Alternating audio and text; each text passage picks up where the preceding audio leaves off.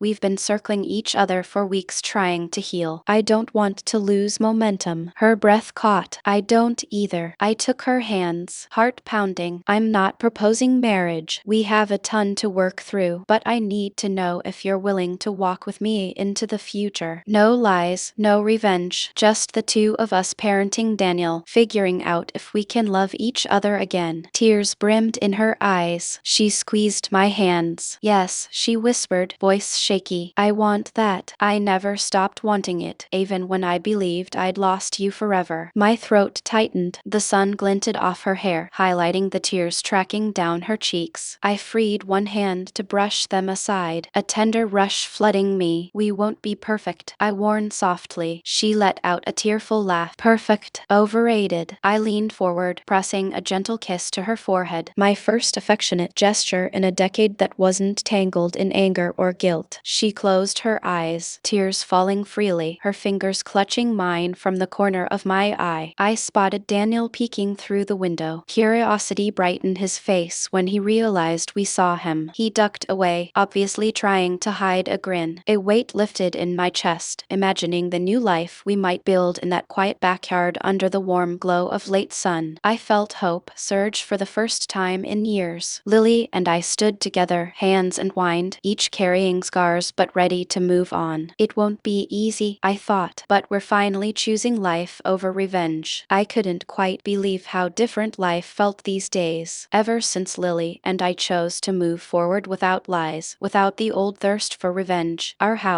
in Redwood Falls had a gentler atmosphere. Not perfect by a long shot, but gentler. Daniel sensed it too. His smile came easier and his voice was more confident. On a crisp morning, I sat out a fresh cup of coffee on the porch table and watched the sun peek over the distant hills. The air smelled of dew and the faintest hint of autumn. I sipped my coffee, slowly, reflecting on how far I'd come since returning to Redwood Falls when I first pulled back into this driveway. It was with a heart full of fury. Now I felt something resembling hope. Lily joined me, sliding onto the porch swing. She held a mug of tea, wearing one of my old hoodies she'd found in storage. I still hadn't moved all my clothes into the same space as hers. This was a day-by-day process, but the lines between us were blurring. Our closeness was returning in subtle ways. The way she'd slip on my hoodie without thinking twice. The way we'd quietly share the morning light. We didn't talk at first, content to watch the sky shift colors. Eventually, Lily turned to me with a gentle expression. I've been thinking about the house, she said, nodding toward the interior. It's big enough for Mom, Daniel, and us, but some rooms need repairs. The roof leaks whenever it rains hard. And the living room? Carpet's ancient. I chuckled. I noticed I nearly tripped over that frayed edge by the couch a few times. She smiled, the corner of her eyes crinkling. I want to fix it up, make it more comfortable for all of us, but I can't handle it alone, especially with my new job. And Nora needs a stable place to rest. My chest tightened at the word us. It brought a rush of warmth that replaced old bitterness. Then we tackle it together. We can sort out finances, see if I can get a small loan or put in some of my savings. I want to help. I mean, we all live here, right? Her smile softened, relief shining in her eyes. Thank you. We were making amends, not just in words, but in the practical details of daily life. This was no longer about who had wronged whom or how I might twist the knife. Instead, it was about ensuring Daniel's future, caring for Nora, and forging a stable routine. Inside, Daniel hollered from the kitchen, Mom, Dad, where's the cereal? He'd started calling Lily, Mom, and me Dad, almost as if we'd never left. The cynic in me wanted to dwell on the lost decade, but the father in me cherished every time he used that name for me. Lily rose to fetch him breakfast, but I touched her arm lightly. I'll handle it. That small exchange, a shared domestic chore, reflected how we tried to support each other now. I rummaged the pantry for cereal while Daniel rummaged for a clean bowl. He beamed when I poured him a generous helping, then teased me. Don't burn it, referencing the days I'd messed up cooking. I laughed, ruffling his hair. Over the next few days, we took baby steps toward truly living as a unit. I started sorting out finances to see if we could collectively fix the roof and replace the threadbare carpet. Lily and I also began combining certain expenses, like groceries and utilities, to lighten the load on Nora, who still had medical bills from her hospital stay. The sisters pitched in too, especially Sabrina, who confessed she felt relieved that I was finally stepping up. I didn't bristle at the remark because she was right, in a way. At night, after Daniel was in bed, Lily and I would talk quietly in the living room, sometimes about the future, sometimes about random memories we once shared before everything fell apart. We kept the intimacy slow, an occasional hug, her head resting on my shoulder while we read. It was both comforting and cautious, an acknowledgement that we weren't ready to simply erase all the pain if we took any step too quickly. Old wounds might flare up. One morning, Sabrina and Laura came over, each balancing an armful of rolled carpets. They insisted on helping watching us tear out the old living room rug. I knelt on the floor with a box cutter, slicing through the worn fibers, pulling them back to reveal aged hardwood. Lily stood in the corner, hands on her hips, impressed. We should just refinish this wood, she mused. Sabrina nodded, wiping sweat from her brow. Sure beats that old shag, right? We chuckled, working in tandem. Then Lily's phone rang, breaking the mood. She glanced at the screen, face tensing. It's the county records office about the old divorce proceedings. She murmured to me, remember, we never finalized them. We sort of left everything undone when you disappeared. My gut twisted. We'd separated in a white-hot fury, but never fully processed the legal ramifications. Now that we were reconciling, old paperwork was hanging in limbo. What do they need? She answered the call in a subdued voice. Stepping outside for privacy, I tried to focus on ripping up the carpet, but Sabrina studied me with concern. You okay? I forced a half smile. Yeah, just didn't realize how many legal strings were left dangling. My heart pounded. Would some old official file declare we were not actually married, or that we were stuck in a half-divorced state when Lily returned? Her expression was tight, but not devastated. Apparently, we're still legally married, just pending final forms if we wanted to finalize the divorce. She exhaled. They wanted to confirm whether we intended to proceed. I told them, no, we're not proceeding. We're staying married. My eyes flicked to Sabrina, who discreetly stepped aside to give us space. Lily's voice shook a bit as she'd explained. I hope that was okay. I just told them we'd like the case closed, that we never fully filed. I gently sat a hand on her forearm. That's what I want to. My voice came out husky in the swirl of daily tasks and quiet reconciliation. We'd never explicitly labeled what we were to each other. Now, legally at least, we were still husband and wife. A strange relief crashed through me. She must have seen the same relief on my face because tears welled in her eyes. We can do the vow renewal or something like that later if you want. Or maybe never. It's up to us. I nodded, swallowing hard. We'll decide when we're ready. Despite the progress we'd made, old ghosts lingered. Redwood Falls was a small town full of gossip that spread like wildfire. Whenever Lily and I ventured to the local grocery store or the diner, we caught hushed whispers from townsfolk, some who remembered the scandal from a decade ago. Is that Ethan? He left after his wife cheated. Right there. Glances flicked between Lily and me with mingled curiosity and judgment. I tried ignoring it, but Lily sometimes tensed. I'd see her shoulders coil, as if preparing for a snide remark. One afternoon at Grady's diner, I overheard two middle-aged patrons murmuring about how people never change. It was a direct reference to Lily's affair, and I felt a surge of anger. She's done everything to atone. I wanted to snap, but Lily gently squeezed my hand under the table, signaling me to stay calm. So I forced a polite smile at the waitress, ordering coffee for both of us. We ate quietly, ignoring the pointed stares. By the time we left, Lily's eyes shimmered with unspoken hurt in the parking lot. I tugged her aside, leaning in close. Are you okay? She exhaled shakily. I hate that feeling, like the whole town remembers my worst mistake. I know I deserve some of that, but it's still hard. I wrapped an arm around her shoulders, an instinctive, protective gesture. You're not the same person. If they can't see it, that's on them. She managed a trembling smile. Thank you. We drove home in thoughtful silence, the weight of Redwood Falls, collective memory pressing on us. Once back, Lily busied herself with dinner while I helped Daniel with homework, but I could tell she was still rattled. That night, after Daniel went to bed, Lily was missing from the living room. I found her upstairs in the guest bedroom, an old trunk open, rummaging through a stack of pictures. She startled when I entered. Sorry, she said quickly, wiping her eyes. I was just looking for something. My old diaries, I guess. I sank onto the bed beside her. Why, diaries? She shrugged. Sometimes I need to remind myself of how far I've come. Reading old entries helps me see I'm not that girl who made all those mistakes. Her voice quivered. I can't fix how people see me, but I can at least fix how I see myself. My chest ached with empathy. I wish I could shield you from their judgment, but I guess Redwood Falls has a long memory. She closed the trunk, nodding. Yes, it does. A few days later, as if echoing Lily's struggles, we got a call from her mother, someone Lily had barely spoken to in years. The conversation conversation was terse and short. Lily hung up, shaking. "She's passing through Redwood Falls," she said, voice trembling. "Wants to meet me for coffee." I recalled the toxic childhood environment Lily once described. My protective instincts flared. "Do you want me to go with you?" She hesitated, biting her lip. "Let me see how it goes first. She's not exactly stable, but maybe I need closure." My stomach turned. Lily's mother had enabled some of Lily's worst insecurities from what little I knew. But if Lily wants closure, I can't stop her. "Text me if you need backup," I said softly. She nodded, offering a wan smile. "Thank you." The following morning, Lily ventured to the local cafe while I waited anxiously at home, half expecting a meltdown. But when she returned, her eyes were red, but not hysterical. She put on a brave face for Daniel, who was reading in the living room. Once we were alone in the kitchen, she confessed. It was rough. She tried to guilt-trip me about not visiting her, about not inviting her to stay. But I stood my ground, told her I'm done with the old patterns. We parted on a handshake. No promises. I gently squeezed her hand. "I'm proud of you," she inhaled, shaky relief crossing her features. "Thanks. This town might have a long memory, but I'm allowed to define who I am now. Not my mother, not the gossiping neighbors." Something in her eyes shone with new determination. The shadows of Redwood Falls. Collective judgment still lingered, but Lily was forging forward. She was rewriting her story, just as I was rewriting mine, with echoes of the past slowly dulling. I threw myself into shaping a real future. My carved pieces were selling at the local gallery. Small victories, but enough to keep me motivated. I also picked up part-time hours at a hardware store, ensuring a steady income as we planned home renovations. Meanwhile, Lily was adapting to her new admin job at the clinic, often coming home with stories about the hectic front desk and the office gossip. We fell into a routine reminiscent of a functional family, me dropping Daniel at school before heading to the hardware store, Lily picking him up in the afternoon, cooking dinner, then all of us reuniting in the evening to watch a show or do chores. Nora pitched in with lighter tasks whenever her energy allowed. Sabrina and Laura visited on weekends, bringing their families, so Daniel had cousins to play with. The house felt lively, not overshadowed by bitterness. One Sunday morning, Lily approached me with an odd smile. "We just finished breakfast." Daniel playing outside with a neighbor's dog. Lily tugged me into the hallway out of earshot. "I might have some news," she said quietly, cheeks flushed. My heart jumped. "Yeah." She hesitated, then blurted, "I'm late for my cycle." I mean, a flush crept up her neck. "It might just be stress, but I'm thinking I should get a test." My stomach flipped. A baby. We'd only recently begun tiptoeing back toward a deeper intimacy, mostly tender nights, occasional closeness that sometimes led to warmth under the covers, but carefully so as not to rush. Yet the possibility was real. I saw a swirl of emotions on Lily's face. Excitement, fear, hope, worry. My own emotions mirrored hers. We'd lost so many years. Could we handle raising a second child now? "Okay," I said, exhaling. "Let's get a test. Whatever the result, we'll handle it together." Relief flickered across her eyes. She nodded, voice soft. "Thank you." The next few hours felt like a slow-motion dream. Lily slipped out to the store, returning with a small paper bag. She locked herself in the bathroom. I paced anxiously in the hallway, heart pounding. Finally she emerged, expression torn. "It's negative," she whispered. "Not pregnant." I swallowed an odd pang of disappointment, mixing with relief. "You okay?" Tears glistened. I guess I was more hopeful than I realized. She forced a shaky laugh. "Silly, right? We're still figuring so much out." But part of me wanted a fresh start. I wrapped her in a hug. "Not silly at all. We might not be pregnant now, but we have plenty of time." She buried her face against my shoulder. "Yes, time we can appreciate, not run from." We stood like that for a long moment, the negative test overshadowed by the surprising realization that we both wanted to build a new life, maybe even extend our family one day. We're not ready yet, but the desire is real. My heart ached with gratitude for how far we'd come. That same week, a twist hit me unexpectedly. An old friend from Denver reached out with a job offer, a position that paid more than anything Redwood Falls could match. He'd heard I was back in circulation and wanted me on his project team. The phone call crackled with possibilities. city, higher salary, bigger city, a chance to leave Redwood Falls behind again. I told him I'd think it over, but my gut twisted. If I left Redwood Falls, I might unravel everything Lily, Daniel, and I had rebuilt. But I can't ignore a good career opportunity, I reasoned. We still had bills, renovations, Nora's medical costs. When I mentioned it to Lily, her face fell. "You're considering it?" she asked, voice trembling with subdued fear. I pressed my lips together. "It's a big opportunity, sure, but I don't want to lose what we have here." I paused. "Could you and Daniel move with me?" She looked around the living room, gaze lingering on the partially repaired floor and the family photos. "Ethan, I just started my new job. Nora's health is fragile. Daniel's finally settled, uprooting everything again." She exhaled, tears pricking her eyes. "I understand if you need to chase your career, but I can't leave Redwood Falls. Not now." My chest tightened at the unspoken threat. If I took that job, I'd be leaving them behind. I mulled it over in anguished silence. "I can't do it. I can't walk away from Daniel again." The next day I called my friend in Denver, turning him down. He tried to talk me into reconsidering, but my resolve solidified. "I'm sorry," I said. "I have commitments here." When I hung up, Lily caught my eye from across the room, relief shining in her gaze. She mouthed, "Thank you." My heart ached with the weight of that choice, but it also soared with the realization that Redwood Falls was no longer a prison to me. It was home with the people I loved. Weeks flowed by, and a tapestry of small victories and lingering challenges. Lily and I continued to share a bedroom, though we moved at a pace that honored the scars we both carried. We laughed more often, finding little joys in daily routines, cooking together, cheering for Daniel at his soccer practices, hosting the sisters for Sunday lunch. Nora watched from her armchair with contentment, seeing her family mend. One afternoon, Sabrina cornered me in the garage where I was tinkering with an old bike for Daniel. She cleared her throat, handing me an envelope. "What's this?" I asked, wiping grease from my fingers. She shrugged. "Laura and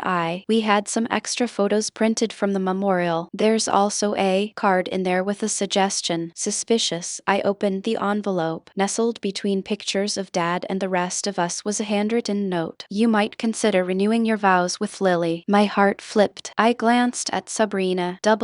Ho offered a small smirk. "We know you two never actually divorced, but after all the family's been through, maybe a vow renewal would let everyone see how far you've come, especially Daniel." I took a moment to process. "Thanks for the suggestion." She patted my shoulder. "We love you, Ethan. We want this family to heal. Maybe a vow renewal is symbolic, but it can seal it in a public way, like a fresh start." Then she left me there, thinking about what it would mean to truly stand before Lily, promising anew to treasure her. That night, after Daniel had gone to bed, I sat with Lily in the living room, the envelope of photos in my lap. I handed her the note from Sabrina, my voice low there, kind of pushing for a vow renewal. She read it, tears brimming in her eyes. "Do you want that?" I swallowed. "I do, but only if you do, too. We can keep it small, just the family. Maybe here in the backyard, under the oak trees. Something personal." Her smile trembled. "I'd love that. But are we sure we're ready?" I took her hands, heart thudding. "We've come this far. I know we're not perfect, but that's not what vows are about. They're about committing to grow together." She exhaled a shaky breath, tears sliding down her cheeks. "Let's do it." The following weekend, we set up a small arch in the backyard decorated with simple flowers from local fields. Nora, Sabrina, and Lara arranged chairs. Daniel helped string lights. Word spread to a handful of close friends. The energy was warm, not a huge crowd, but enough to fill the yard with supportive faces. A hush fell as Lily and I stepped forward, hand in hand, under the shade of the oak trees. I wore a simple suit, Lily in a pale sundress. Daniel stood beside us, beaming. Nora watched from a front row chair, tears glistening. Sabrina and Lara hovered near, offering encouraging nods. Henry, Lara's husband, had agreed to officiate in an informal capacity, just enough structure to keep the moment solemn. Clearing his throat, Henry spoke softly. "We're here to witness Lily and Ethan reaffirm their vows. They've traveled a long, rocky road, learned painful lessons, but they've chosen to stand together now, not as a perfect couple, but as a couple willing to rebuild." My chest tightened. Lily's eyes locked on mine. skin shimmering with emotion. We hadn't prepared formal speeches, just agreed to speak from the heart. She went first, voice shaking with sincerity. Ethan, I broke up once. I broke your trust, but you came back anyway. You showed me that even our darkest mistakes can't extinguish love forever. I promise to be honest, to stand by you and to never forget what we almost lost. Tears pricked my eyes. No matter how many times we've talked about this, hearing it now hits me fresh. Then it was my turn. I swallowed past the lump in my throat. Lily, I returned here full of anger, wanting you to feel pain. Instead, I found reasons to hope. I found Daniel. I found my mother again. And I found glimpses of the woman I once adored. I promised to choose growth over revenge, to choose healing over hate, and to keep building a future for our family, no matter how hard it gets. A hush followed, broken only by Nora's quiet sob and Daniel's sniffle. Henry nodded, voice thick with emotion. By the love you've both reaffirmed in front of these witnesses, I recognize your renewed commitment. You may seal it with whatever you like. He grinned, stepping back. Lily and I exchanged a small teary laugh, then leaned in for a gentle kiss. Applause rippled through the yard. Soft, supportive, Daniel rushed forward, hugging us both, laughing through tears. In that moment, I felt the final piece of bitterness crumble. The slow motion film of the past year, grief, betrayal, confrontation, forgiveness resolved into a bright frame of hope. The vow renewal wasn't legally necessary. Our marriage never ended on paper, but it gave us a fresh emotional start. Later, as the afternoon sun dipped, guests drifted away. Lily and I helped Nora back inside to rest while Daniel chased his cousins around the yard. Once we were alone in the empty living room, Lily looped her arms around my neck. Thank you, she whispered, gazing into my eyes. I stroked her cheek, overwhelmed with gratitude. For what? For choosing me again, she said, tears shining. I never thought we'd get this second chance. I pulled her closer, resting my forehead against hers. We chose each other and Daniel and this life in Redwood Falls, imperfections and all. She nodded, a radiant smile breaking through. Yes, she murmured. Then she kissed me softly. I promised that the heartbreak we'd endured was giving way to something stronger and more honest. Beyond the window, Daniel's laughter filtered in the sound of a child unburdened by secrets and resentment. It reminded me how far we'd come. We were a family forging a road ahead, free from the shackles of betrayal. This time I'm not walking away. I'm all in. Thank you for being here with me. I will talk to you in the next one.